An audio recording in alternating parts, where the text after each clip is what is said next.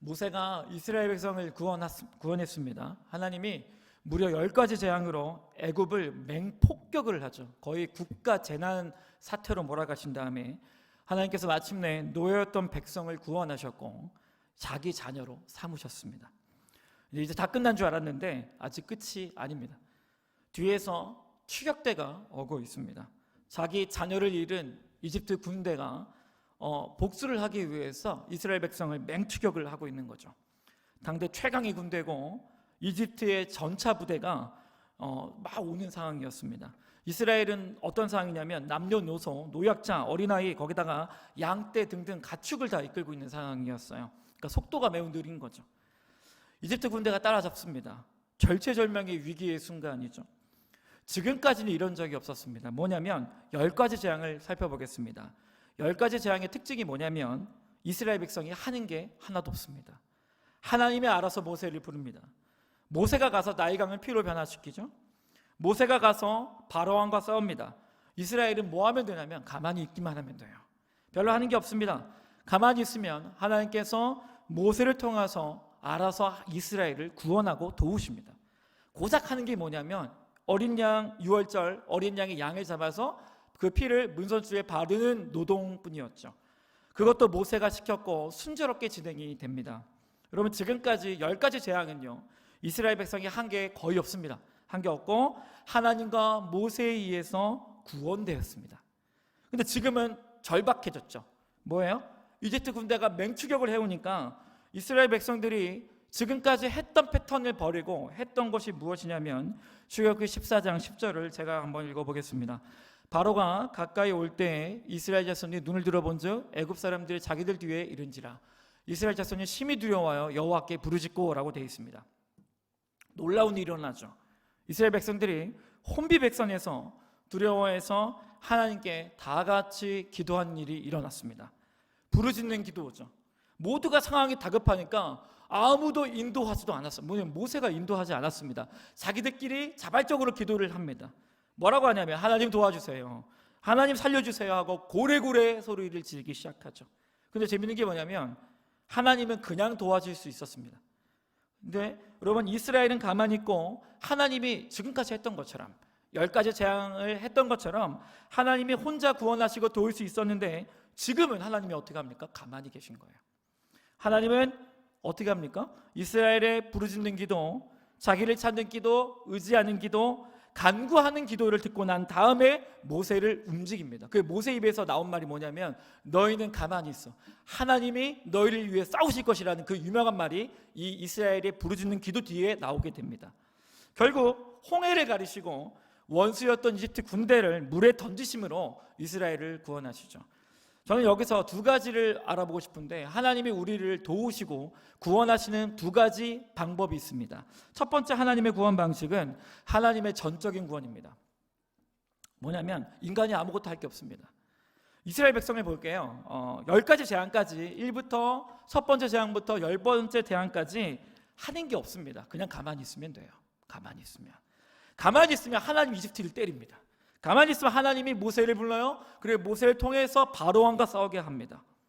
가만히 있어서 하는 게 뭐냐면 하나님과 모세가 우리를 대신해서 이집트와 싸우는 걸 보기만 하면 되죠. 내리는 재앙만 보기만 하면 돼요.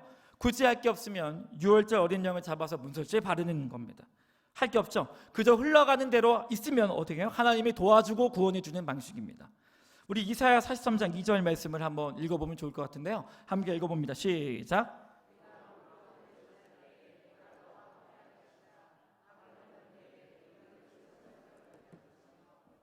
불 가운데 지날 때 것이요 불꽃이 너를 사라지도 못하는 대표적인 하나님의 전적인 구원을 말하는 구절입니다. 하나님이 우리를 보호하십니다. 믿으십니까? 하나님이 우리를 보호하시고 불 가운데 지날지라도 하나님이 타지도 못하게 우리를 보호하십니다. 우리가 할 게 있어요, 없어요? 아무것도 없습니다. 여기서 하나님이 조건절을 다나요? 너희가 기도를 1시간 이상 하면 내가 너를 도우리라.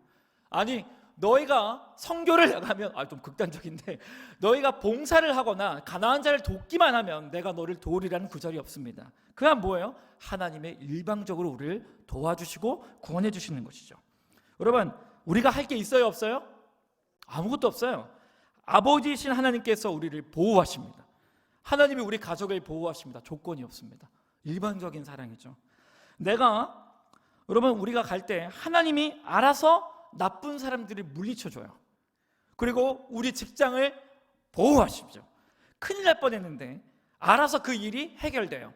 나는 한 게 없는데 알아서 상황이 막 풀립니다. 이 뭐예요? 하나님의 일방적인 구원하심입니다. 이 구원하심은 지금도 살아서 우리를 보호하죠. 믿습니까? 우리가 할 게 없습니다. 그러니까 너무 안정적이죠.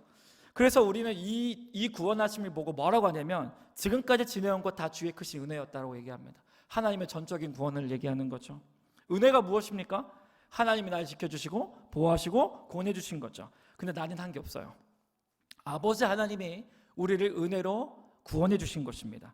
그럼 이제 두 번째 구원을 알아볼까요? 두 번째 구원은 이것입니다. 한번 읽어볼까요? 시작. 인간의 부르짖음을 통한 하나님의 구원. 한 번 더 읽을까요? 시작. 인간의 부르짖음을 통한 하나님의 구원입니다. 이 두 번째 구원하시면 좀 독특한데요. 인간이 부르짖게 만들므로 하나님이 구원을 하십니다. 우리가 읽은 본문인데요. 뒤에서 이집트 군대가 맹추격을 해오죠. 계속 쳐들어옵니다. 근데 하나님이 움직이는 것처럼 보입니까? 아니면 가만히 있는 것처럼 보입니까?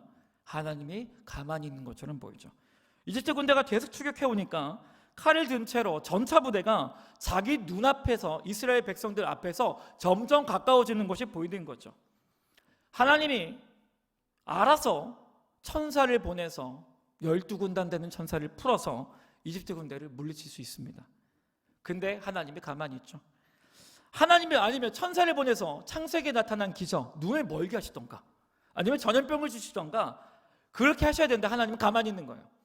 지금까지 10가지 재앙은 하나님이 다 하셨는데 지금 뭐예요? 하나님이 갑자기 뒷짐을 지더니 가만히 있는 것처럼 보입니다. 그러자 이스라엘 백성들이 뭘 했을까요? 기도하죠. 아무도 시키지 않는데 기도합니다. 성경이 뭐라고 하니까 간구한 것도 아니고 기도한 것도 아니고 부르짖었다라고 하죠. 그러니까 얼마나 상황이 급박했는지를 성경이 기록하죠. 아버지 살려주세요. 살려주세요. 우리를 버리지 마세요 하고 기도하다가 뒤를 봤는데 계속 따라오고 자기들을 향해서 막 살기를 띠고 쳐다보는 모습을 보기 시작하니까 근데 하나님이 여전히 가만히 있죠. 그러니까 어떻게 돼요? 기도가 고함으로 바뀌기 시작하죠.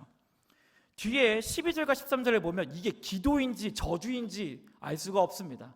뭐라고 하냐면 왜 구원했냐고 이렇게 막 얘기를 해요. 왜 구원했냐고. 그러니까 이런 얘기입니다. 기도하는데 이렇게 한 거죠. 하나님 어떻게 내 인생을 이렇게 할 수 있어요?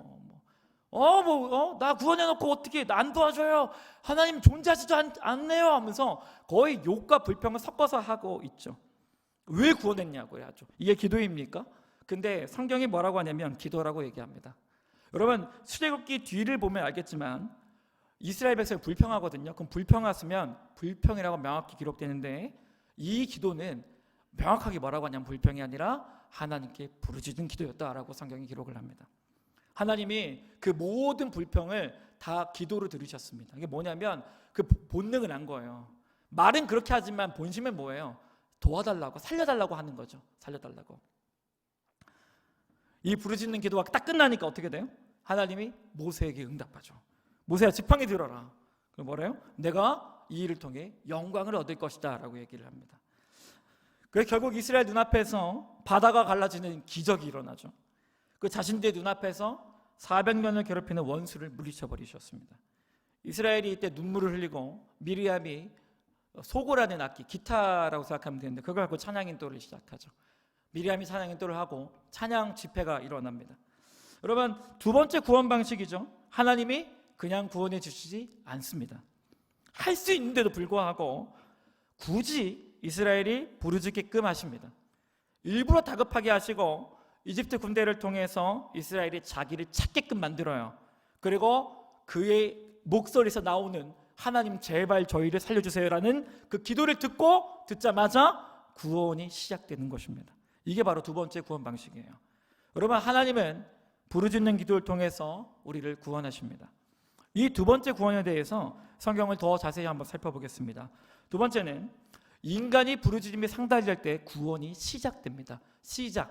시작된다고요. 시작. 네. 사사기 말씀을 보면 사사기를 보면 이스라엘 백성이 타락을 합니다. 그러면 하나님을 잃어버리죠. 그러면 하나님을 떠남으로 재앙이 밀려듭니다. 고난과 시련이 와요. 그럼 재밌는 게 있습니다. 하나님이 그냥 구원해주고 도와주면 되는데 은혜롭게 말이에요. 우리가 원하는 거잖아요. 하나님이 알아서 막 도와주고 하나님 나쁜 사람만 물리쳐주고 문제를 해결해주고 이런 은혜로운 하나님을 원하는데 사사기의 하나님은 그렇게 하지 않습니다. 우리 사사기 3장 9에서 10절 한번 읽어봅니다. 시작.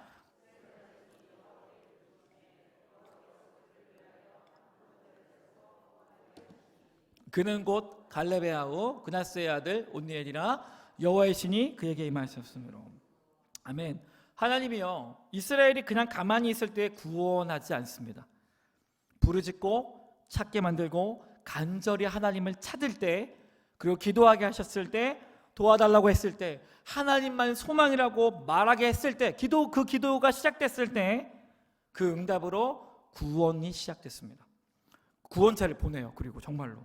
그리고 이스라엘 도와주고 승리하게 만들죠. 사사기 말씀 하나 더 보겠습니다. 제가 읽어보겠습니다. 야빈 왕은 철병거 900승이 있었다. 20년 동안 이스라엘 자손을 심히 학대한 거로 이스라엘 자손이 여호와께 부르짖었더라. 그때 랍비돗의 아내 여선지자 드보라가 이스라엘의 사사가 되었다라고 하죠. 이 말씀 보면 재미있는 게 뭐냐면 20년 동안 이스라엘 자손이 고통을 받아요. 출애굽기의 때랑 똑같죠. 고통받아요. 이집트 군대가 온 것처럼. 근데 결국 누굴 찾냐면 하나님을 찾습니다. 부르짖어요. 도와달라고, 살려달라고 얘기를 합니다. 하나님을 자꾸 울기 시작하죠. 하나님 도와달라고 얘기를 하죠. 그러자 그때 뭐라고 합니까? 그때입니다. 따라합니다. 그때. 따라합니다. 그때. 하나님의 그때 부르짖음이 시작되니까 그때 하나님의 구원하심이 움직이기 시작하죠. 하나님의 일하심이 그때에 일어나기 시작하는 겁니다. 중요한 포인트가 뭐냐면 부르짖을 때입니다. 하나님을 찾을 때죠. 하나님을 간절히 도와달라고 할 때 구원이 시작되는 것이에요. 사사기에 나온 하나님은 죄다 이런 식입니다. 그러면 하나님이요 참 감사한 게 이 말도 안 듣고 맨날 속썩이는 이 이스라엘 아들 딸들을요 항상 도와줘요. 항상 구원해줘요. 그런데 패턴이 뭐냐면 그냥 도와주진 않아요. 어떻게 해요? 무조건 부르짖게 만들어요. 무조건 찾게 만듭니다. 무릎 꿇게 하세요. 굳이 교회로 와서 기도시키게 만들어요. 도와달라고 말하게 만들어요. 그럼 그 음성이 시작되면, 부르짖는 기도가 시작되면 그제서야 그때 여호와께서 구원이 시작되었더라라고 하는 겁니다. 이게 바로 두 번째 구원입니다. 다시 정리할게요. 성경이 우리에게 크게 두 가지 구원을 말해줍니다. 첫 번째는 뭐죠? 하나님의 전적인 구원하심이죠. 우리는 이미 이 사랑을 받고 있어요. 믿습니까? 아무것도 안 했는데, 도와달라고 말도 안 했는데 아버지 하나님께서 우리를 보호하십니다. 너무 우리가 받고 싶은 은혜죠. 이걸 은혜라고 하죠. 근데 첫 번째 구원은 우리가 가장 좋아하고 받고 싶은 은혜입니다. 근데 문제는 두 번째 구원이죠. 우리의 인생에 이 두 번째 구원하심에 동작할 때 우리는 되게 당황해요. 하나님이 아무것도 안 한 것처럼 보여요. 하나님 내 인생을 포기한 것처럼 보여요. 무려 20년 동안 사사기 나온 사람들은, 이스라엘 백성은 20년이었어요. 여러분, 우리가 넘어지고 당황하고 고통받죠. 그러면 우리가 이렇게 얘기해요. 하나님 왜 우리를 이렇게 놔두시나요? 왜 주무십니까? 했을 때 성경이 얘기하죠. 너희가 하나님을 찾아라. 하나님께 간절히 나아가라. 그러면 하나님의 구원하심이 시작될 것이다 라고 얘기를 합니다. 사랑하는 여러분, 확실히 알 게 뭐냐면 하나님은 반드시 우리를 구원하십니다. 우리를 반드시 회복시키십니다. 그러나 두 번째 구원이에요. 부르짖기 전까지는 도와주지 않습니다. 구원이 멈춰 있고 정체되어 있고요. 하나님이 우리를 보고 있어요. 근데 왜 그럴까? 이유가 뭘까요? 그 이유를 알아볼게요. 여러분, 그 이유가 참 감사합니다. 뭐냐면 이스라엘이 하나님께 부르짖고 막 기도해요. 그 기도가 기도 수준이 너무 낮습니다. 여러분, 기도 수준이 뭐냐면 불평불만이에요. 어떻게 나를 안 도와줘요, 하나님? 왜 나를 구원했어요? 십자가에서 왜 달려 죽었어요? 라는 식으로 기도 수준이 굉장히 저급해요. 근데 그 동기는 뭐냐면 나 좀 도와달라는 거죠. 제발 내 인생을 살려달라고 기도를 하죠. 하나님이 부르짖음을 딱 들어요. 그래서 모세를 들어서 하나님의 능력으로 바다를 가릅니다. 이스라엘이 놀라죠. 11번째 기적이죠, 이게 정확히는. 여러분, 10번째 재앙, 그 다음 정확히 11번째 재앙이 이 홍해 기적이라고 생각합니다. 바다를 열어요. 이스라엘 백성이 넋을 놓고 있다가 바다를 통과합니다. 모세가 가라고 하니까 통과하죠. 그 뒤에 이집트 군대가 따라옵니다. 하나님의 보기 좋게 이집트 군대를 바다에 수장시키죠. 이스라엘 백성이요, 자기 눈앞에서 자기들의 원수가 죽는 걸 봤어요. 400년간 학대받던 원수를 하나님 눈앞에서 물리쳐 버렸습니다. 성경은 이것을 이렇게 기록하는데 이 말씀이 좀 중요합니다. 우리 한번 같이 한번 읽어보면 좋겠는데요. 출애굽기 14장 30절과 31절 함께 읽습니다. 시작. 그날에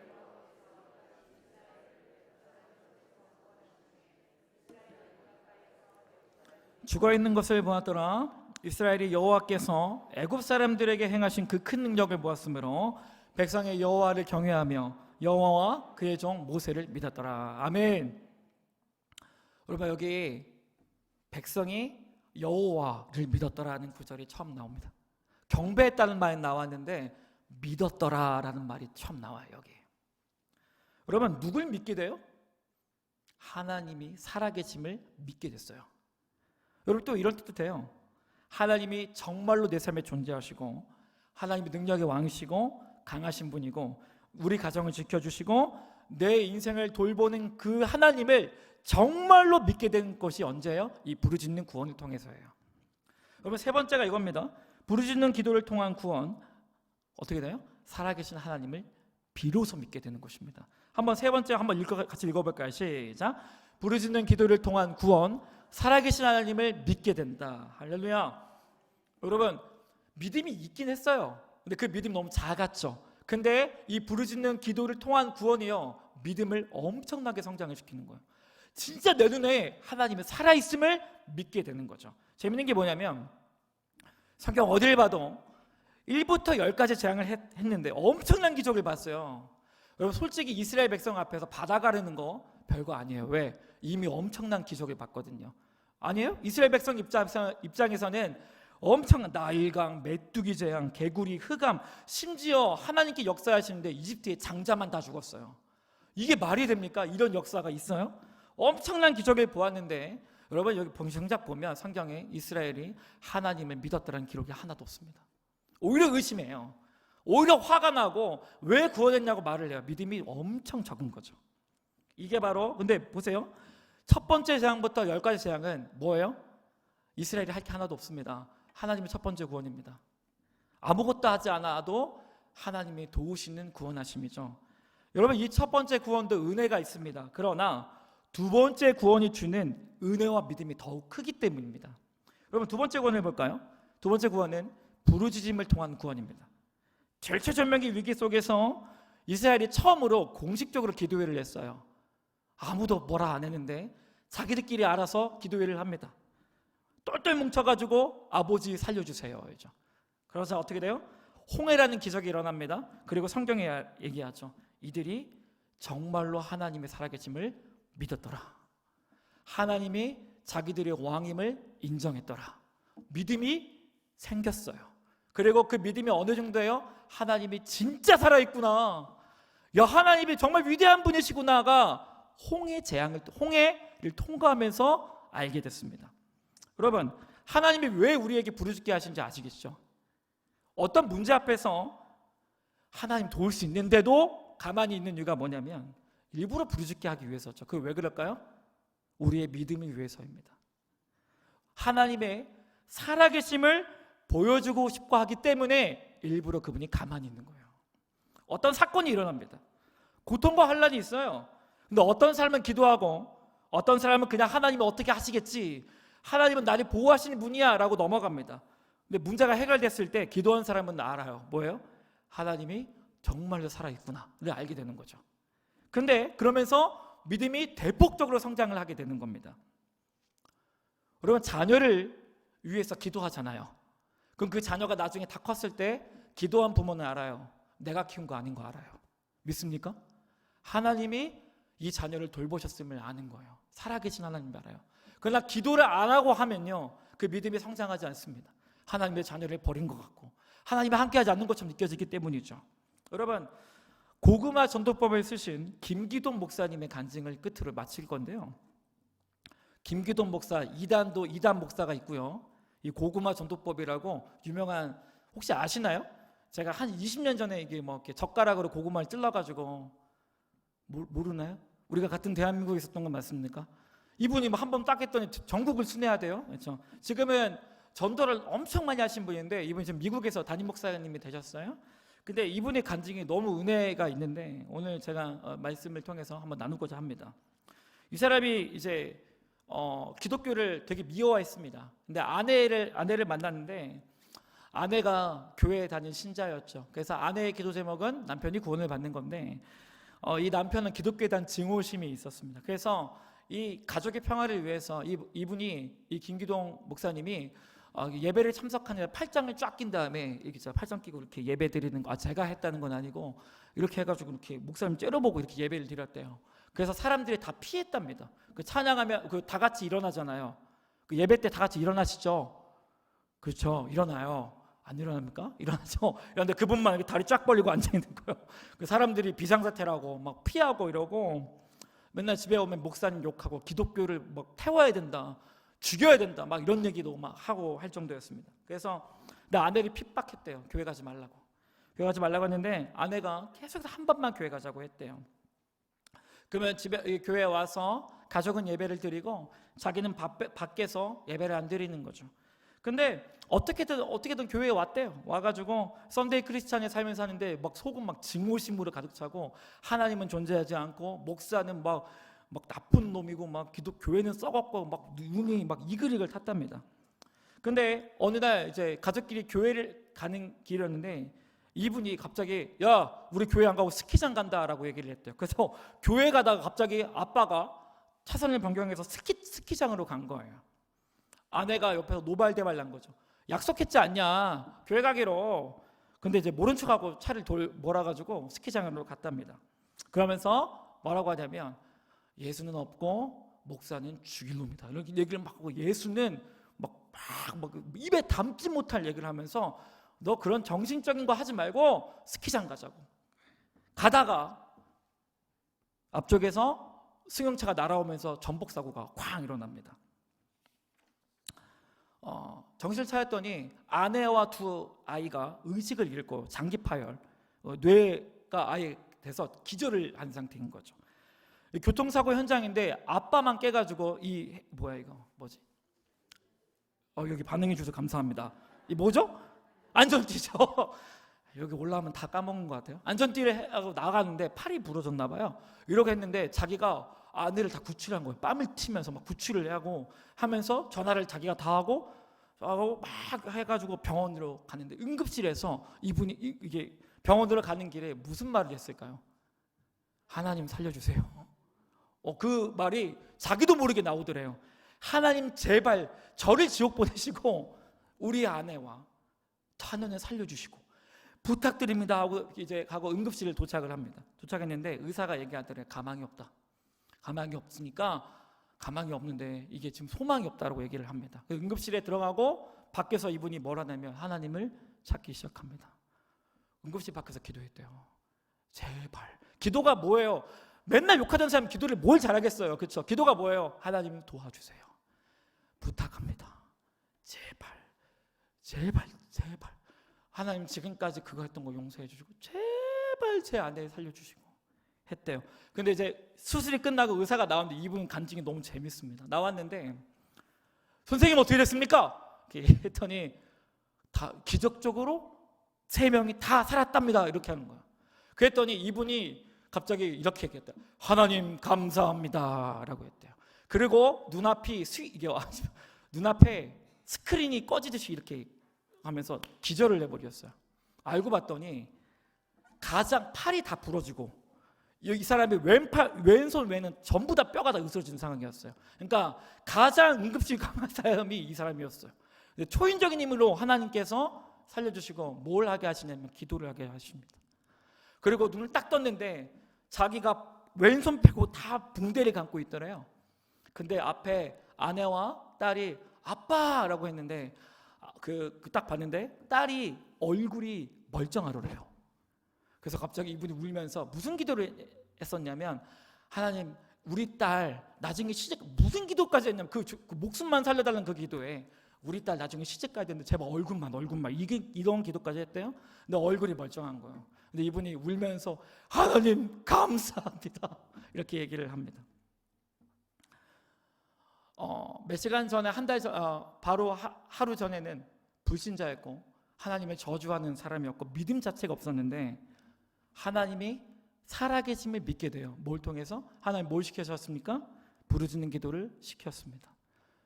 그래서 되게 신기했어요. 부르짖는 기도를 통해서 이 불신자가 하나님의 살아계심을 믿게 됐어요. 하나님이 진짜 있구나, 하나님이 나를 사랑하시는구나를 알게 되고 믿게 됐습니다. 여러분, 그로부터 어떻게 되냐면 이 사람의 인생이 바뀝니다. 그 다음날 예배당 갔는데 교회가 뒤집혔대요. 왜냐하면 앞에서 맨날 목사 째려보던 사람이 울면서 이러고 있대요. 그래서 안내석에 서시는 그 목사님들이 다 비상사태라고, 옆에 끼라고 막 술 먹고 들어온 거 아니냐고 막 이런 얘기를 하고, 옆에 있던 사람이 자기한테 얘기하더래요. 그 소식 들었어? 그 또라이 있잖아, 또라이. 자기 얘기를 하더라는 거예요. 자기는 뒤에 있는데. 그래서 자기가 그랬대요. 저 또라이가 접니다. 뭐 이렇게 얘기하고 싶었다고. 사람의 인생이 아예 바뀌어버린 거죠. 그리고 뭐라도 하면 복음을 전하기 시작합니다. 이분이 전한 사람이 거의 1000명, 3000명까지 막 된대요. 막 자기를 구원하신 하나님이 너무 살아계신 믿어지니까 전도를 막 한 것이죠. 여러분, 때로 하나님은 우리에게 이렇게 합니다. 가만히 계시기도 하고 지켜보시죠. 근데 사실은요, 우리 하나님 아버지는 우리를 도우시려고 합니다. 믿습니까? 그럼 우리 아버지잖아요, 그렇죠? 우리 도와주려고 하죠. 그런데 우리의 믿음을 성장시키기 위해서, 진짜 내가 살아있어 라고 보여주기 위해서 일부러 계신 거죠. 뭘 통해서요? 부르짖게 만들어요. 찾게 만들어요. 아버지를 찾게 만드는 것입니다. 여러분, 우리가 기도할 때요, 구원이 시작됩니다. 우리가 기도할 때, 그분께 간구하기 시작했을 때, 여러분, 나중에 진짜 하나님의 살아계심을 알게 되고 깨닫게 됩니다. 그분이 우리 아버지심을 믿게 되는 것입니다. 할렐루야. 사랑하는 여러분, 지금 삶에 위기와 아픔이 있습니까? 하나님이 가만히 계신 것 같습니까? 여러분, 하나님이 우리에게 믿음을 주기 위해서, 놀라운 간증을 주기 위해서 일부러 우리를 그렇게 하시는 겁니다. 우리가 해야 할 게 뭘까요? 하나님을 찾는 겁니다. 하나님을 간절히 찾으십시오. 하나님의 구원하심이 지금부터 시작될 줄 믿음을 선포합니다. 여러분, 하나님의 구원하심이 오늘 이 수요 예배를 통해서 시작됨을 믿음으로 선포합니다. 그리고 어떤 일이 일어날까요? 진짜로 여러분의 입에서 하나님이 살아있구나, 와, 하나님이 우리 가정을 이렇게 사랑하시는구나, 그 간증이 여러분의 입에서 쏟아져 나올 줄 믿음을 선포합니다. 그분은 우리 아버지시고 우리를 한 번도 포기하신 적 없으신 분이십니다. 할렐루야. 하나님은 살아있습니다. 할렐루야. 우리 하나 말씀 하나 읽고 찬양하겠습니다. 시편 81편 7절입니다. 함께 있습니다. 시작. 내가 고난 중에 부르짖음에 내가 너를 건졌고. 할렐루야. 우리가 부르짖을 때 하나님이 우리를 건지심을 우리의 믿음으로 알게 됩니다.